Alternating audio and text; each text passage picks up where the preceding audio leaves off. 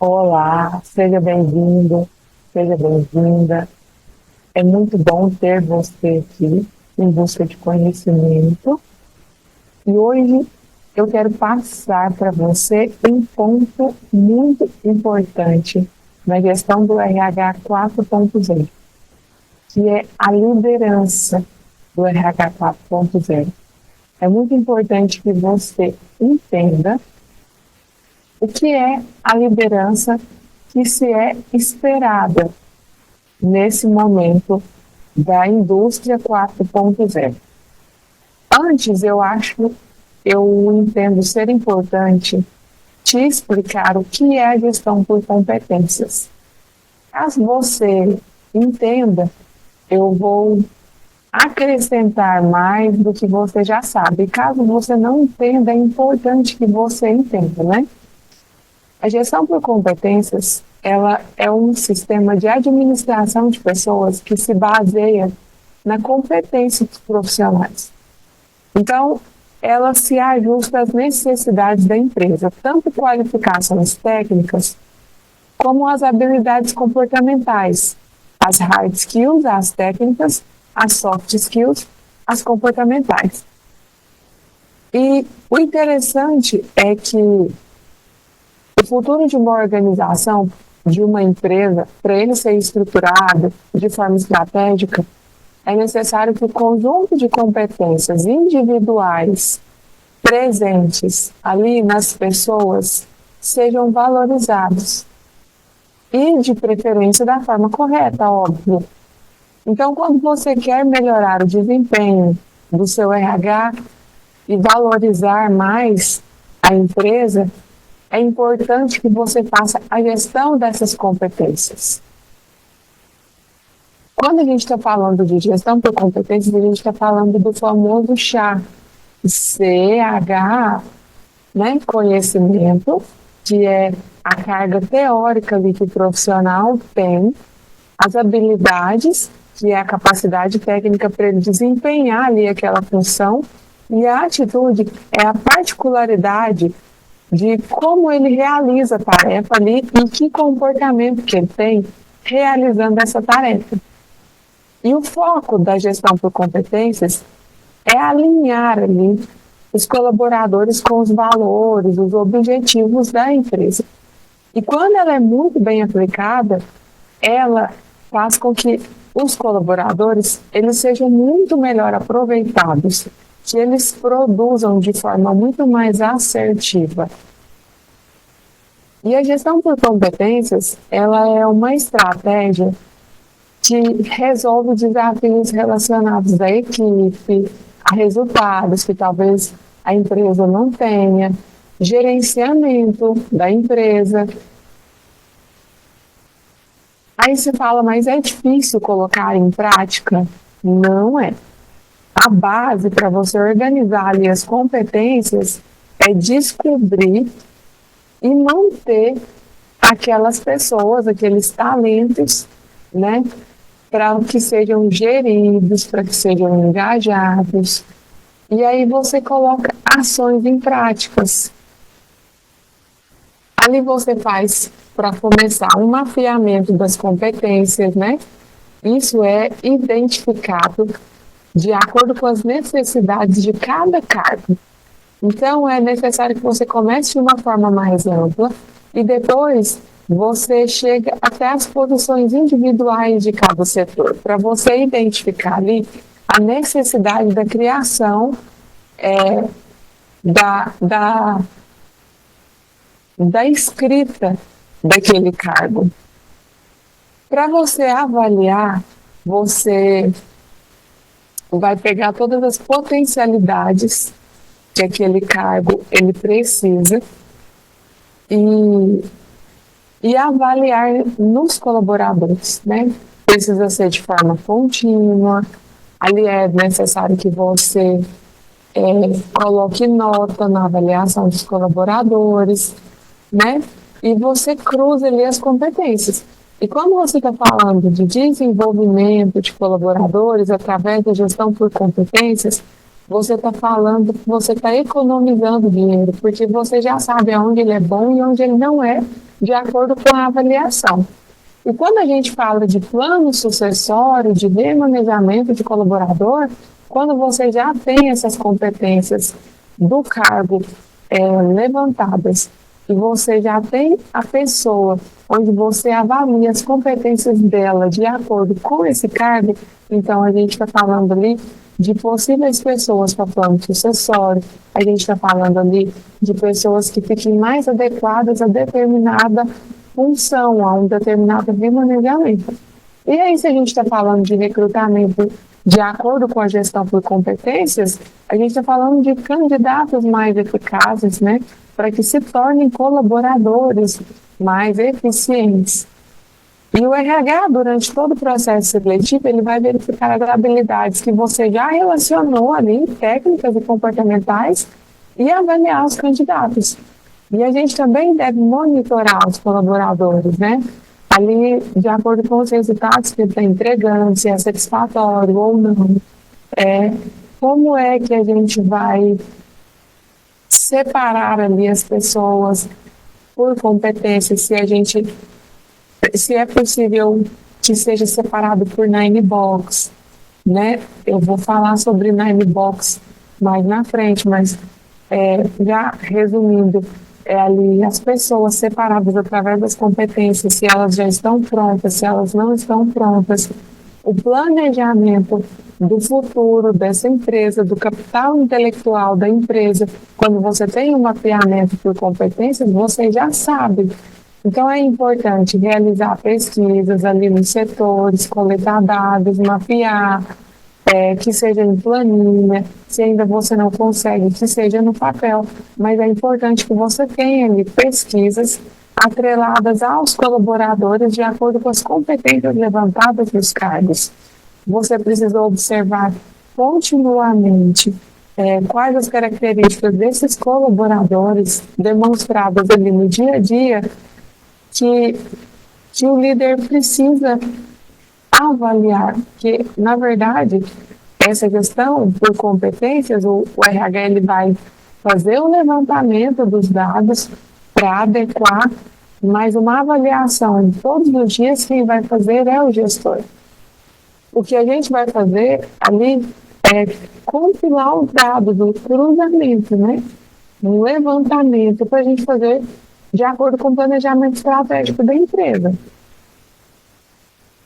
Não é difícil você descrever as competências necessárias depois que você já tem a descrição de cargos, a missão de cargos, você vai ver o que é o correto ali de você descrever para cada cargo. Eu vou dar de bônus para você todas as minhas aulas de RH generalista. E ali inclui, inclusive, a questão de gestão por competências, recrutar recursos humanos generalista através da gestão por competências. Mas eu estou alinhando essas informações com você para que você entenda melhor o que eu vou te falar nas próximas aulas. Eu também entendo ser importante eu te explicar sobre a cultura organizacional, a questão de fortalecimento, porque a cultura organizacional, ela transforma uma empresa, né? Ela promove engajamento, ela promove produtividade, e é interessante que você entenda que os hábitos e valores que fizeram a empresa chegar aonde ela está consiste na cultura organizacional. As pessoas, elas passam a maior parte do dia dentro da empresa. Então, a rotina, ela acaba transformando a empresa em um universo próprio. E aí, a cultura organizacional, ela é criada a partir das interações ali entre os colaboradores. Ali, a cultura organizacional, ela vai ser como a empresa vai evoluir a partir dos relacionamentos das pessoas. E você desenvolver e fomentar uma cultura organizacional, ela é extremamente importante, porque quando a gente quer que uma diretriz funcione, a gente fomenta ela. né? Inclusive, você pode fomentar com o ambiente disponibilizado ali para o colaborador, com mobília, com cor. Isso vai além de uma pequena decoração, né? Ali está a linguagem, a empresa falando para o colaborador. Os hábitos que são vistos, a forma com que as pessoas se relacionam, ela é a resposta para as pessoas que tem ali dentro, né? O tipo de colaboradores que você tem ali dentro. Quando a gente está falando de uma cultura organizacional, a gente está falando de uma junção de hábitos, de crenças, de valores, comportamentos que são compartilhados entre os colaboradores ali dentro da empresa, né? Porque ali, toda a junção de tudo isso que eu te disse vai ser a identidade da empresa, né? Que a gente fala tanto de identidade organizacional. E ali vai estar otimizados os processos para conduzir o negócio. Então, inicialmente, a gente está falando de valores, né? Do fundador, do dono, do CEO, que molda ali as interações entre os processos compartilhados pelas pessoas. E uma das grandes referências teóricas da cultura organizacional é um livro, ele chama Cultura Organizacional, Culture and Leadership. É um nome que ele é em inglês, mas ele é do psicólogo Edgar Schein. Schein, S-C-H-E-I-N. E o que ele enfatiza? Ele enfatiza que a cultura ela representa para os grupos e organizações o mesmo que o caráter para as pessoas. E é diferente clima e cultura organizacional. É importante você saber disso. Quando a gente está falando de hábitos, valores, política, comportamento que reagem ali, a gente está falando de cultura. E quando a gente está falando de clima, a gente está medindo a gente está medindo a satisfação que esses colaboradores têm em estar trabalhando ali dentro.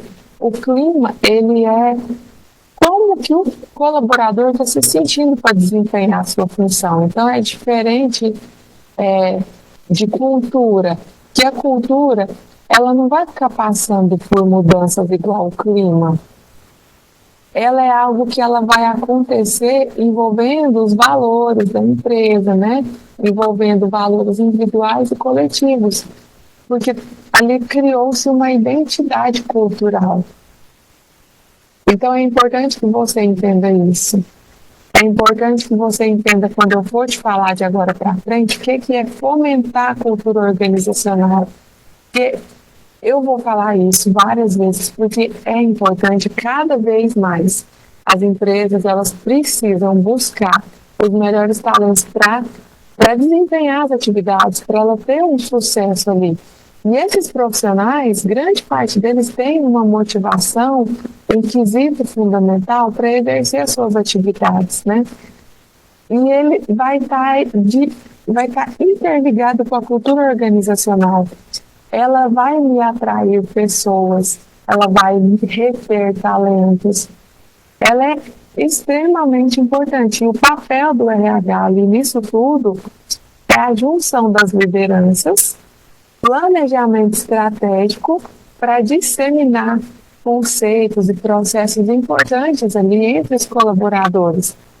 E o RH 4.0, ele é um forte aliado, porque na implementação de processos que possibilitam ali a utilização tecnológica, né, inteligência artificial, extração de dados, informações, softwares que fazem todo o processo admissional, a gente precisa que essa tecnologia, que ela vai tanto auxiliar, otimizar, esteja de fato sendo realizada, mesmo que de forma tecnológica, sendo de acordo com a cultura da empresa, né?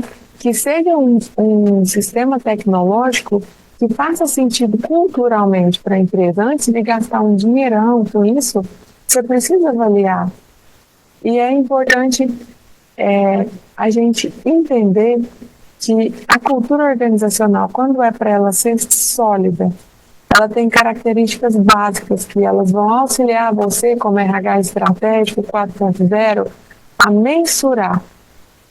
Ali você vai ter um modelo de gestão para você dar continuidade como RH. Então você vai ter a questão de incentivo à inovação, tolerância ao erro, porque a pessoa está tentando inovar, ela não pode ser crucificada, cuidado com os detalhes, né? Foco nos resultados, atenção nas pessoas, o fortalecimento de sentimento de equipe. E a gente tem os tipos de cultura organizacional. A gente tem cultura de papéis. O que é a cultura de papéis? É onde eu sei que eu vou passar ali, vou ensinar o líder a passar para cada colaborador o seu papel ali bem delimitado dentro da empresa. Né? Já um modelo tradicional. E essa cultura de papéis, inclusive, está ficando para trás, porque são processos democráticos, lentos, sabe? A gente tem a cultura de pessoas. A cultura de pessoas, também chamada em alguns lugares como cultura das pessoas, ela é um tipo de cultura que ela é positiva em relação à gestão e à cultura. É um contexto onde o foco é estimular a criatividade, o trabalho em equipe, a evolução, o crescimento ali dentro da empresa. Ali você tem em mente como vai ser feita a gestão das pessoas, né, para entender que as pessoas são a peça-chave, né? Elas que estimulam você vai estimular nelas o crescimento da empresa e ali elas vão alcançar a alta performance. Aí a gente também tem a cultura do poder, normalmente aplicada em empresas menores, autocráticas, né? Onde não tem democracia, onde a gestão é centralizada, ninguém pode dar opinião, já ultrapassado. A gente tem cultura de tarefa também, que a gente ouve falar muito, onde o próprio nome já diz, o foco é o que? A realização das atividades, né?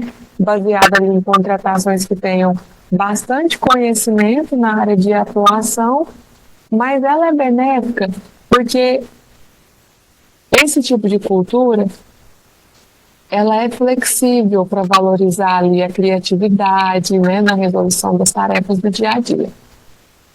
E as empresas hoje elas têm que focar na cultura de trabalhar na avaliação de desempenho, porque te possibilita a coleta de dados. A gente vai falar no decorrer dessas aulas de RH 4.0, que tem tudo a ver com dados.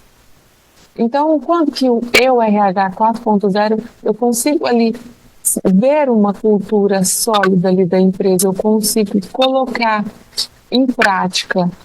Tem algumas estratégias para você colocar em prática e elas podem ser ali facilitadoras, com toda certeza, da gestão daquela empresa. Porque não é só ficar conceituando cultura de acordo com valores, né, missão, visão, valores, planejamento estratégico, porque você precisa sentir a essência diariamente ali no ambiente de trabalho. Então eu vou te dar umas dicas estratégicas. Depois que já é estabelecido a missão, a visão e os valores, esses conceitos eles vão ser essenciais na cultura organizacional. É um tripé que vai funcionar ali juntamente com o planejamento estratégico. A missão e a razão pelo qual a empresa existe, né, ela vai determinar onde a empresa ela quer chegar, de tempos em tempos. E os valores, eles vão ser resumidos de uma forma que é onde a organização, como que ela quer ser vista ali no mercado e na sociedade. E o conjunto de ideias vai possibilitar que o colaborador enxergue se a cultura da empresa vai de encontro aos seus objetivos profissionais, aos seus valores, porque é a mesma forma com o cliente, né? Ele vai comprar o produto da empresa se fizer sentido para ele, se for de acordo com os valores dele. Então, você como RH é importante ter um diálogo com os colaboradores, é uma ferramenta muito poderosa. Ali eles vão te mostrar como que eles se sentem na relação empregado-empregador, quais são as expectativas, O que está motivando ali, o que está desmotivando, ele vai dar sugestões para melhoria. Nem que você faça esse diálogo, por exemplo, de forma anônima, por QR Code, né? Converse com o RH e coloque ali um QR Code. Ou se você tiver disponibilidade de fazer um café com os colaboradores para ouvi-los como RH. Não estou falando ouvir como diretoria. E é importante que a empresa tenha política muito bem estabelecida também. O sucesso da empresa, ele vai certinho encontrando com a política bem estabelecida. Porque uma política, ela é o alicerce da empresa. As normas internas, elas vão ali conduzir os trabalhadores, os colaboradores, né? Como que eles vão lidar com os clientes, fornecedores, serviços, entre outros. É importante também que você trace as prioridades no relacionamento, né? No relacionamento RH com colaboradores. A gente precisa saber ali qual é o pilar do planejamento estratégico, que está junto com missão, visão, valores, negócio, que ali você vai saber a forma com que tem que ser o relacionamento, né? Ali, o relacionamento precisa agregar valores para a cultura. Por isso que o gestor e o profissional de RH, eles devem sempre estar ali reforçando a transparência do negócio com os colaboradores, porque ali a gente vai manter uma relação próxima, de confiança, ali a gente vai identificar os valores organizacionais que vão contribuir diariamente com os melhores resultados. E dá para a gente fomentar a cultura organizacional desde o processo seletivo. E a gente é muito estratégico quando a gente faz isso. Porque se a cultura organizacional da empresa, ela manifesta através dos valores que sustentam essa empresa, do negócio que acontece ali no dia a dia, por isso que vai ter um impacto ali diretamente no ambiente do trabalho, na gestão, entre as lideranças, na comunicação que é feita, né? É uma série de fatores. Então, é bom a gente sempre enfatizar que existe uma relação direta entre cultura organizacional e o processo de recrutamento de novos talentos. Por quê? E também na retenção de profissionais. Porque quando a gente expõe a cultura da empresa desde a primeira entrevista e quando a gente avalia se aquele candidato ele está dentro ali do fit cultural da empresa, a gente vai ter perfis comportamentais compatíveis com o ambiente que já existe. E a pessoa não vai entrar ali, quando a gente fala assim, ela não vai entrar ali desalinhada. E os benefícios são inúmeros, gente. Os benefícios que eu já mostrei, a importância aqui para você. Mas a gente vai deixar o colaborador satisfeito, que está alinhado ali. A cultura dele com o fit cultural da empresa, ele vai ter um bem-estar, vai ter um maior engajamento, a gente vai reter. O employer branding, que a gente vai falar também, eu vou falar com você em outras aulas, mas ali, o employer branding, ele é a marca empregadora. É como que as pessoas estão vendo, a experiência que elas estão tendo com a sua marca. O fit cultural nos processos seletivos, que é a adaptação das pessoas em relação à empresa, o fit cultural é bem importante eu falar isso, que eu vou falar muito de fit cultural daqui nas próximas aulas. Ele é o termo que dá adaptação da pessoa em relação à empresa. Ou seja, o colaborador contratado ele vai possuir o perfil comportamental alinhado ali aos valores da empresa. A cultura vai ser fortalecida. Um clima organizacional positivo, com toda certeza, porque vai ter redução de tensão, de estresse diário, vai trazer mais qualidade para o ambiente. Então, fomenta ali diálogos nas equipes para ter um relacionamento melhor entre colaboradores e líderes. E é muito importante saber se a cultura da empresa está forte, viu? Porque tem muitas pesquisas que são realizadas onde elas falam que as empresas que não possuem cultura forte, elas têm uma rotatividade muito grande de pessoas, um gasto maior com contratação, com demissão, com processo trabalhista. é importante que a cultura seja forte. O RH tem que ter ali ações que fomentem essa cultura. Inclusive, pode ter até indicador que mostra a cultura organizacional, se ela está fortalecida, e não é nada fácil. Mas como que você vai saber? Eu vou dar uns exemplos. O presenteísmo, você já ouviu falar no presenteísmo? Presenteísmo, ele é um fator muito preocupante. Ele é quando o colaborador ele está presente fisicamente, mas mentalmente ele não está focado na empresa, ele não está dando o seu melhor, ele não está ali atingindo a alta performance. E a gente pode resumir a insatisfação, a falta de motivação do colaborador ali em um impacto muito grande na produtividade dele. E ali ele vai contaminar de forma ruim o restante da equipe, vai prejudicar o nível de excelência da entrega da empresa. Então é muito importante você entender esse fator. O absenteísmo também pode ser um indicador seu, e aí eu sugiro que você coloque, porque é normal o colaborador precisar faltar, né? É normal ali que o colaborador tem uma doença já, que ele precisa de tratamento, mas é importante que você avalie se é frequente essas ausências, se não tem um sinal ali no caso de atraso, de falta, aonde o colaborador ele está assim porque ele está insatisfeito, porque ele está sobrecarregado. Você tem que entender o motivo desses absenteísmos, da falta de produtividade.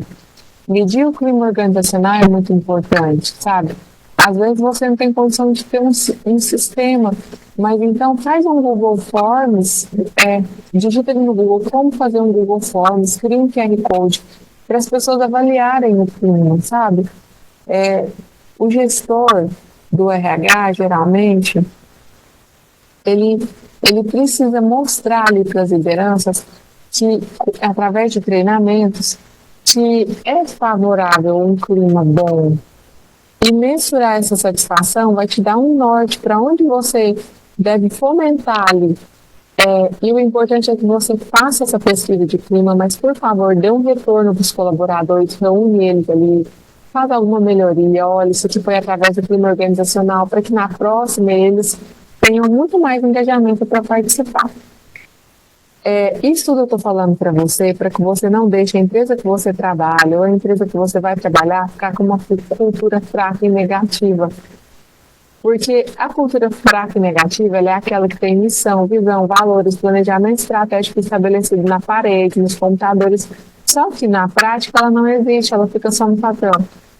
E quando acontece isso, e a gente fala de presenteísmo, absenteísmo, clima organizacional, a gente vai, se a gente não tem uma cultura forte, a gente vai conseguir se nortear nesses pontos que eu falei para você. É um ótimo ponto estratégico de partida. Identificar se a cultura da empresa que você trabalha ela é fraca ou ela é tóxica. E depois de você avaliar tudo isso, é importante também, vou te dar uma dica, de você ter a liderança como aliado, né? Eles são os principais disseminadores, então é importante que seja realizado ali feedbacks, né, com as equipes, os gestores, e se você ensinar para eles sobre fit cultural, você vai ver que ele já vai ter essa pegada de cultura organizacional, de fit cultural, e ele vai disseminar, porque ele é o principal disseminador. Treinamentos, né? Treinamentos com gestores, alinhando eles e depois com colaboradores. E se a empresa que você está já possui uma cultura forte, você precisa fomentar.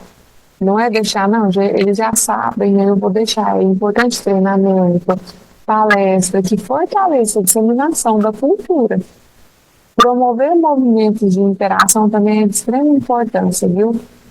Tentar fazer ali um ambiente de lazer do lado de fora, um momento de ping-pong, um momento de distração para aquele colaborador, comemorações em datas festivas, né, aniversário da empresa, as confraternizações de final de ano.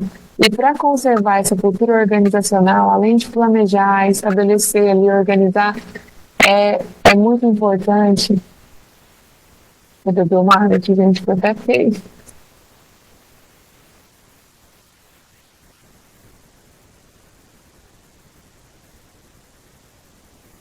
Para conservar essa cultura, é muito importante você contratar colaboradores alinhados a essa cultura, né? Como a gente falou. Afinal de contas, a estratégia que é feita para as pessoas que fazerem parte do clima da empresa já estarem alinhadas, vai ser meio resultado andado, né? Digamos. E não adianta a empresa dizer que tem uma ótima cultura, pessoas positivas no recrutamento e seleção, um ambiente que é descontraído e tal. Contratar pessoas assim e não ser assim no dia a dia, viu? É importante você dar uma fomentada para que as pessoas já entrem, né, com essa cultura alinhada. A tanto ser prática na empresa para a pessoa entender ali que o que falaram para ela é verdadeiro. Mas a gente não pode deixar de ter ações de reforço, gente. Dinâmicas, atividades, reuniões, treinamentos, feedback. A cultura do feedback é muito importante. É muito importante. Porque as pessoas, a expectativa delas precisa estar alinhada à expectativa da empresa, a expectativa do gestor precisa estar alinhada ali com a expectativa do liderado. E ali é o feedback que vai alinhar isso. Os gestores, para eles disseminarem essa cultura, porque, como eu disse, ele tem um papel fundamental para disseminar, é muito importante, juntamente com o RH, que vocês alinhem o comportamento que precisa ser esperado ali, que é esperado das pessoas na empresa, né, de forma de ter maior facilidade diante das situações que vão surgir, na tomada de decisão, né? É muito mais eficaz o trabalho. Atualmente, o gestor ele tem participado ativamente nos processos seletivos, né, de recrutamento e seleção. A gente faz a triagem para eles escolherem ali. E essa afinidade que ele vai ter com o fit cultural, com toda certeza, ele vai já ter uma mente de contratação também aberta, evitando ali dificuldade de adaptação de quem for contratado por ele, né? E um fator também importante é o desenvolvimento da cultura pelo gestor, reconhecendo, viu? De reconhecimento. O profissional não é só recompensa em dinheiro, é recompensa, por exemplo, de você juntar todos ali, entregar um certificado por algum motivo, comemorar, porque atingiu meta, né? Para ele continuar em busca de melhores resultados. Bom, tudo isso eu quis falar para você entender sobre cultura organizacional. E agora sim, eu vou compartilhar os slides com você da nossa aula de liderança ágil. A liderança ágil ela é uma mudança de paradigma nas empresas. Porque a gente está falando de organizações, de empresas que são órgãos vivos. Como assim, Daiane? São órgãos vivos? Antes a gente falava que elas eram estáticas, elas não mexiam. Era aquilo, pronto, e acabou. E hoje a gente não está falando, mas a gente está falando de empresas vivas. Por quê? A imagem está um pouco embaçada, mas eu quis pegar exatamente a imagem de um livro, que é Gestão de RH 4.0. A organização ágil, ela surgiu de acordo com o novo dominante da organização, né? De ser um organismo vivo. Então, a gente sai de organização como máquinas e a gente vai para organizações como organismos. A gente sai da burocracia e a gente a gente sai dessa hierarquia top-down e a gente vai para mudança de cultura, a gente vai para recursos flexíveis, a gente vai para foco em times construídos em volta de autonomia e responsabilidade. A gente sai de um triângulo aonde manda quem pode, obedece quem tem juízo, e a gente constrói times prontos com autonomia e responsabilidade para entregar resultado, tá? As organizações que estão tentando e conseguindo, que estão já nos primeiros caminhos para serem ágeis, elas aproveitam maneiras otimizadas, funcionais, do colaborador trabalhar, para facilitar ali a interação das equipes, né? Na comunicação do dia a dia, nos processos, nos formatos de reuniões, né? Tecnológicas, digitais, trabalhos como o Trello. Tudo isso é dedicado para aperfeiçoar ali os processos da organização e otimizar o tempo das equipes. E quando a gente quer lidar com essas mudanças, é extremamente importante que a gente tenha uma mente diferente, aberta frente a esse novo cenário que a gente tem nas empresas, né? Entendê-las como um organismo vivo. Só que para isso, aí eu vou apresentar para vocês um esquema detalhado das principais diferenças entre as organizações tradicionais e as ágeis, que foi baseado aqui gente, eu não sou boa no inglês e é uma coisa que eu vou desenvolver. McKinsey & Company, lá em 2017, para vocês verem. É antiga essa questão de ágil, de estratégico nas organizações tradicionais. Então, quando a gente tem uma organização estratégica e tradicional, vendo os principais pontos. Quando a gente está falando de estratégia, a gente está falando nas organizações tradicionais que elas são baseadas em modelo mental escasso e de competitividade e concorrência.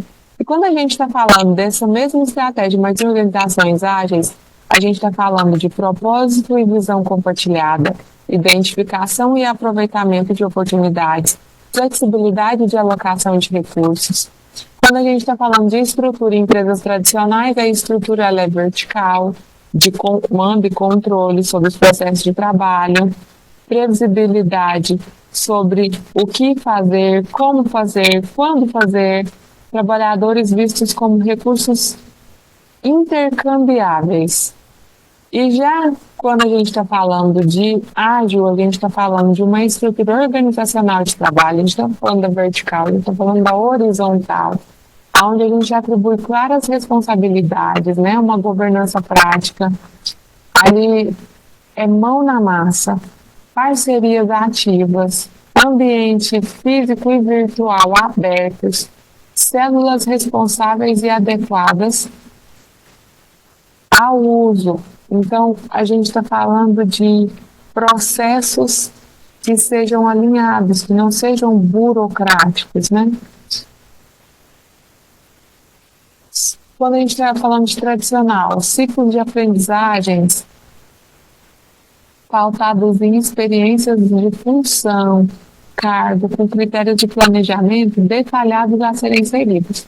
E quando a gente está falando de ágil, a gente está falando da interação, da experimentação do rápido, de formas equalizadas do trabalho, de transparência das informações, de um aprendizado contínuo, de tomada de decisão baseada em dados.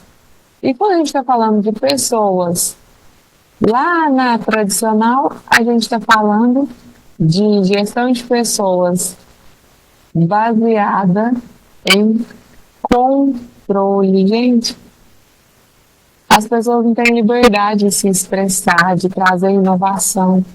Aí quando a gente está falando de ágil, a gente está falando de gestão por competências baseada através de conhecimento mesmo, né? Uma liderança compartilhada, de responsabilidade, uma movimentação de empreendedores. Nós somos donos, nós temos que cuidar desse negócio. A nossa alta performance vai melhorar no nosso desempenho, nos nossos valores.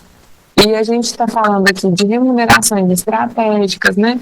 Quando a empresa ela tem condições de trazer ali uma remuneração além da remuneração do colaborador, por exemplo, um PLR, né?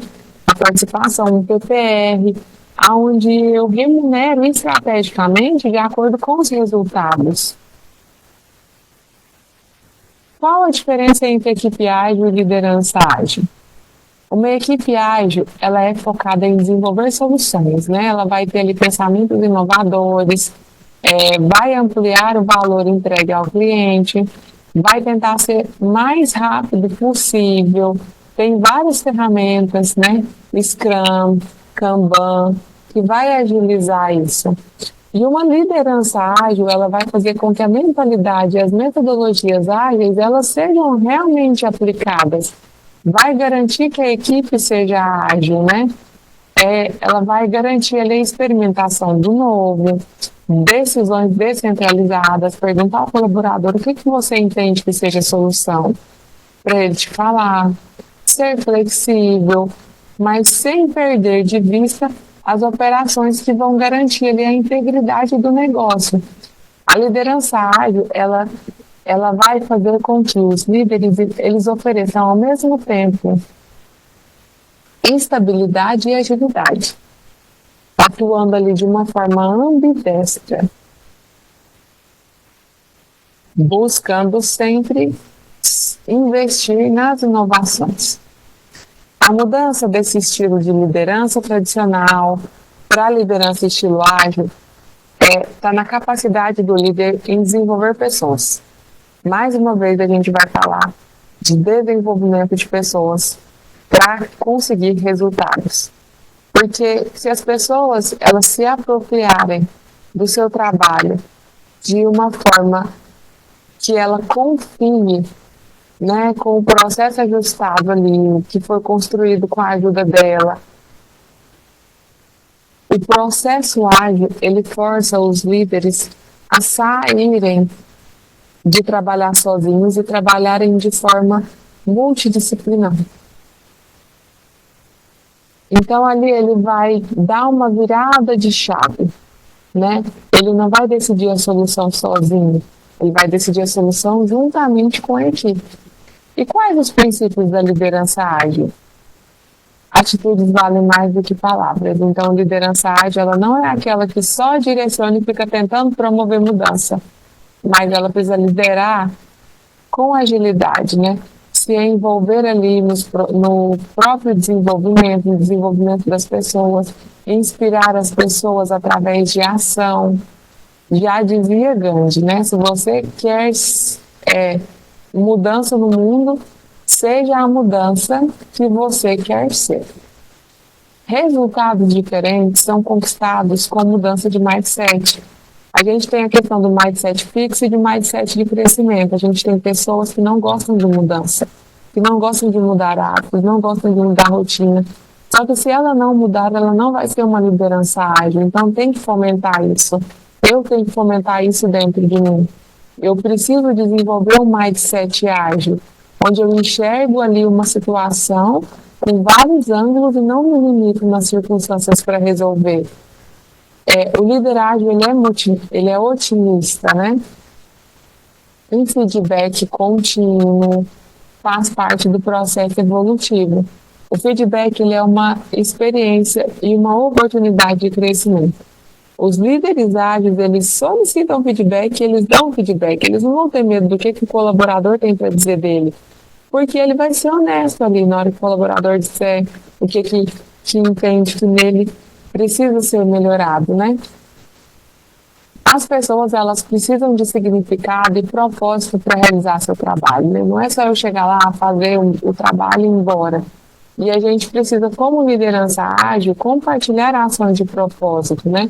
Alinhar os objetivos do profissional ao da empresa, ao da equipe, pautando nos valores para obter resultados. Os princípios de uma liderança ágil é o respeito, principalmente, né, que é a base para aumentar ali a criatividade e a inovação, porque o líder, se ele quer ser ágil, ele precisa ser inspirador. Ele precisa estimular ali a inovação, a criatividade. Ele vai incentivar o aprendizado contínuo da equipe, vai disseminar mindset de iniciativa, de mudança, de autoliderança nas pessoas, né? Os líderes ágeis, eles promovem ações de empoderamento nas pessoas. Ele não vai ser coach das pessoas, não. Mas ele vai reconhecer, engajar, energizar aquelas pessoas. Líderes ágeis, eles constroem comunidades baseadas na confiança, no respeito, nas relações de trabalho. E o seu papel é fomentar um ecossistema ali entre empresa, colaborador e processos, que vai garantir os recursos necessários para as pessoas desenvolverem ali suas atividades, né? Os talentos, eles vão trabalhar com um pouco de autonomia para ali fomentar a responsabilidade, para ser eficiente. E o funcionamento saudável do grupo, ele libera o líder para incentivar a aprendizagem e desenvolvimento e, ao mesmo tempo, equilibra a produção sustentável ali. Grandes ideias vêm de todos os níveis da organização.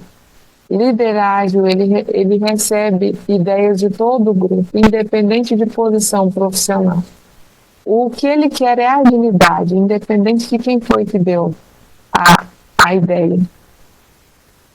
E o líder ágil, ele entende que a transformação, ela vai ser interferência direta no alinhamento ágil entre os integrantes, né, os colaboradores, e a gestão. A gestão vai estar ali para facilitar, né, para materializar essa mudança. Vai ser um catalisador da mudança. Vai dar voz à equipe, celebrar as conquistas alcançadas, né, a superação dos resultados.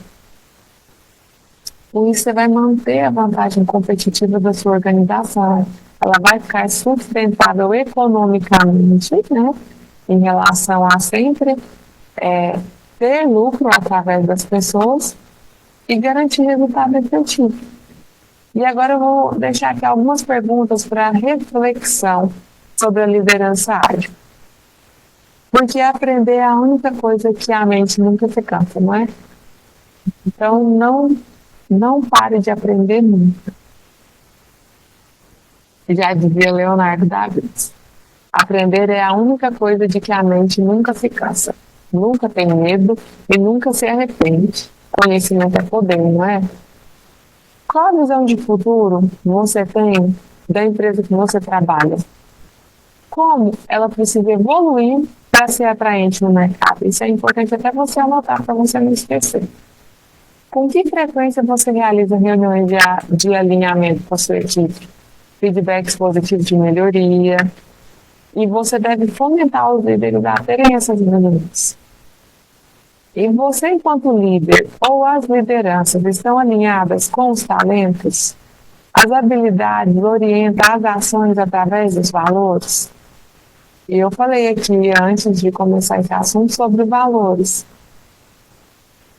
O que os princípios da liderança ágil podem trazer de benefício no seu trabalho? Quais as práticas e as mudanças você pode implantar na equipe para tornar ela mais ágil? Como que você gerencia o fluxo do seu trabalho, da equipe, para verificar se os diretrizes e o planejamento está sendo realizado? O que você e a sua equipe realizam diariamente e que, se deixassem de realizar, tornaria o trabalho muito mais produtivo? Olha o RH 4.0. A gente tentando ali fazer a tecnologia funcionar a favor e otimizar as atividades. Depois desses insights que eu passei, eu preciso que você reflita. quais as atitudes são necessárias para uma liderança ágil no seu cotidiano. Então eu fico por aqui e eu realmente espero que você tenha uma boa jornada por aqui com o restante das aulas. E para mim é um prazer passar o conhecimento que eu busco já há anos sobre o RH ágil para atuar. E atuo com o RH ágil, com o RH 4.0, nessa nova forma de fazer a gestão de pessoas. Eu espero que você realmente goste desse curso. Me marca nas postagens, compartilhe que você está em busca de conhecimento contínuo. Isso é muito importante para a sua carreira, tá bom? Eu falei de posicionamento na aula anterior, então é muito importante que você se posicione como um profissional que está em busca ali de ser ágil, de ser estratégico, de desempenhar uma melhor forma de trabalhar, né? Isso é um ganho para você, é um ganho para a empresa que você trabalha, é um ganho para a equipe e é um ganho que não dá nem que você vai conseguir medir, obviamente, né, com o retorno das pessoas, mas tudo isso que eu disse, fortificação de cultura, né, avaliação por competências, tudo isso vai fortalecer, vai te ajudar no seu trabalho. Até as próximas aulas.